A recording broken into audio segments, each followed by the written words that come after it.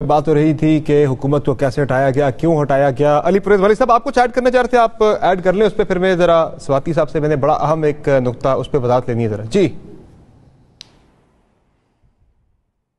اچھا، بات اس طرح سے ہے سمر بھائی کہ میرے لیے سواتی صاحب میرے سینئر ہیں، میں ان سے فضول کی بحث کرتا ہوا اچھا نہیں لگتا۔ اگر یہ شریف خاندان کے جو کاروبار ہیں ان کے مطابق وہ کوشر نہیں ہے تو مجھے بتائیں 4 سال یہ حکومت کے اندر بیٹھے رہے، کیوں میاں نواز شریف کے خلاف ججوں کو بلیک میل کر کے ان کی ویڈیوز دکھا کے فیصلے کرواتے رہے، کیوں ان کو اقامے کے پیچھے چھپ کے نکالا، ان کو سزائیں دلواتے تھے نا، جو ان کے پاس ایویڈنس موجود تھی اس کا ٹرائل چلاتے، ان کو سزائیں دلواتے تاکہ نہ صرف وہ اسمبلیوں سے نکالے جاتے پر ان کی سیاست کو یہ دفن کر کے آ جاتے۔ نہیں کر سکے نا، آپ نے ان کا کردار دیکھ لیا، یہاں پہ ان کی بات ختم نہیں ہوئی، ان کا جو پولیٹیکل وکٹمائزیشن کی جو ان کی ایپیٹائٹ تھی، ماشاءاللہ مخالفین کے اوپر ہیروئن تک تو انہوں نے ڈال دی، اس کے بعد ٹی وی پہ آ کے بڑی بڑی گفتگو کرتے ہیں، میں تو یہ دیکھ کے سے پریشان ہو رہا تھا۔ گزارش یہ ہے کہ عمران خان صاحب کی ذرائع آمدنی کیا ہے یہ تو ہم بڑے بخوبی جانتے ہیں کہ پچھلے 45 سال کے اندر انہوں نے اتنا ٹیکس نہیں دیا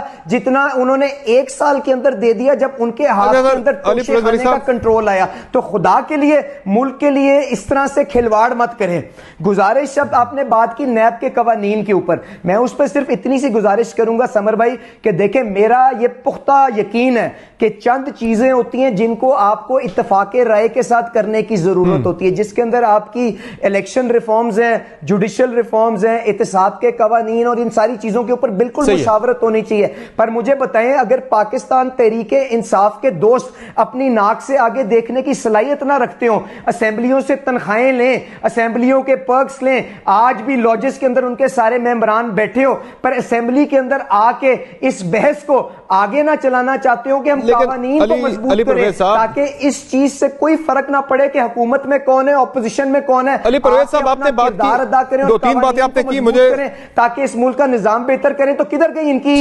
اچھا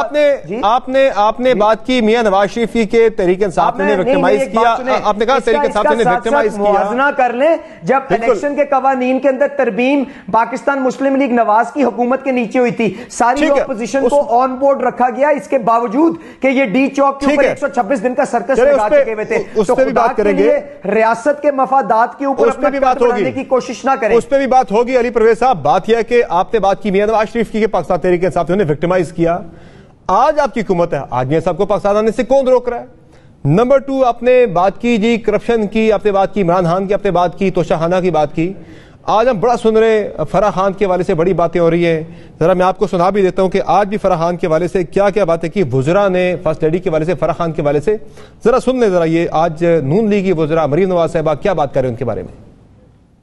آپ کی جب کرپشن سامنے آتی ہے تو آپ فوج پہ حملے شروع کر دیتے ہیں، جس دن آپ کا کچھ سکینڈل آتا ہے آپ کہتے ہیں فوج بہت بری ہے۔ اپنی کرپشن چھپانے کے لیے جو اداروں پہ حملہ ہے یہ ایک کبیح اور مکروہ حرکت ہے جس کا کوئی جواز نہیں ہے۔ عمران خان صاحب بے نامی دار ہیں۔ یہ بشرا صاحبہ اور فرح گوگی اور احسن جمیل کا جو ٹرائکا تھا اس کے سربراہ عمران خان صاحب ہیں،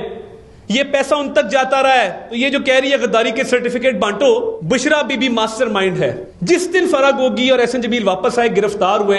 1 گھنٹے میں وعدہ معاف گواہ بنیں گے۔ ان کی بیٹی کا بیٹا ابراہیم مالکا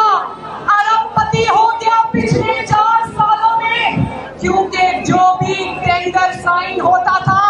اس میں ابراہیم مالکا کا اتنا بڑا کمیشن جاتا تھا۔ اس گھریلو خاتون کا نظریہ آپ نے سن لیا اور ان کو تم نے غداری کے ساتھ ٹیگ کرنا ہے، یہ تھی آپ کی سازش کی حقیقت۔ تو بہت زیادہ ہم سنتے تھے علی پرویز صاحب آپ کی جب آپ اپوزیشن میں تھے کہ جی یہاں پہ چینی کا سکینڈل ہو گیا، یہاں پہ گندم کا سکینڈل ہو گیا، یہاں فلاں سکینڈل ہو گیا، ادویات کا سکینڈل ہو گیا، وہ کہاں گئے وہ سارے کے سارے سکینڈل؟ آج آپ کی گورنمنٹ ہے وہ ساری چیزیں سامنے لے کر آئے، وائٹ پیپر جائیں، ان کے خلاف کیسز بنائیں، وہ بھیجیں عدالتوں کے اندر۔ آپ کا جب سے آپ لوگ حکومت میں آئے ہیں ایک ہی چیز آپ کو، فرح خان نام کا آپ کو پنچنگ بیگ مل گیا، بار بار آپ اسی کو ہٹ کر رہے ہیں، کیا اس میں سے نکلے گا؟ کچھ سالڈ چیزیں لے کر آئے، وزراء کے خلاف کرپشن کی چیزیں بھی ساتھ لے کر آئے جو ہم سنتے آ رہے ہیں پچھلے 3.5-4 سال سے، کوئی بیانیہ بن نہیں رہا آپ کا کرپشن کا سی طرح سے میرے خیال سے خان صاحب کے خلاف۔ میں جواب دیتا ہوں اس کا. ایک تو آپ نے میاں صاحب کے واپسی کے اوپر کیا,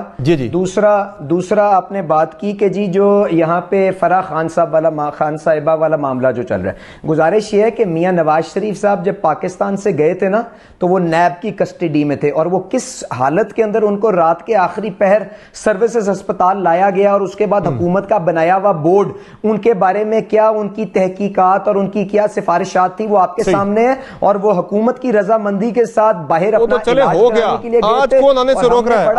اس کے اوپر ہمارا سٹانس موجود ہے کہ میاں نواز شریف صاحب کو جب ان کے ڈاکٹرز اجازت دیں گے وہ بالکل پہلی فلائٹ لے کے واپس آ جائیں گے, جس طرح سے وہ پہلے بھی اپنی بیٹی مریم نواز صاحبہ کے ساتھ ان بوگس کیسز کا سامنا کرنے کے لیے پہلے بھی آ چکے ہوئے ہیں. تو گزارش اتنی سی ہے. اب آ جائیں جو آپ نے بات کی کہ آپ اس حکومت کے خلاف جو عمران خان کی تھی, اگر اس میں وہاں پہ پیسے کا کوئی ضیاع ہوا ہے, کوئی خرد برد ہوا ہے, تو اس کے خلاف آپ سالڈ کیسز کیوں نہیں لے کے آتے؟ دیکھیں آپ کی جو چینی کی انکوائری رپورٹ ہے, آپ کی جو آٹے کی انکوائری رپورٹ ہے, وہ آلریڈی عمران خان صاحب کی حکومت کے اندر کمپائل ہو چکی ہوئی ہے, اور میں بالکل ایف آئی اے اور باقی جو ریاست کے ادارے ہیں ان سے یہی اپیل کروں گا, ان کو منطقی انجام کے اوپر لے کے جائیں, کیونکہ جب آپ ان چیزوں کے اندر رسپانسبلٹیز فکس کریں گے تو اس کے بعد ہی آئندہ اس قسم کی گھنونی سازش اس ملک کے مفادات کے خلاف اس طرح سے لوگوں کی جیب کے اوپر ڈاکہ کوئی نہیں ڈلے گا. گزارش یہ ہے, پر یہ توشہ خانہ کے اندر فرح خان کا کیا معاملہ آ گیا, اس کا تو کوئی تعلق نہیں ہے نا,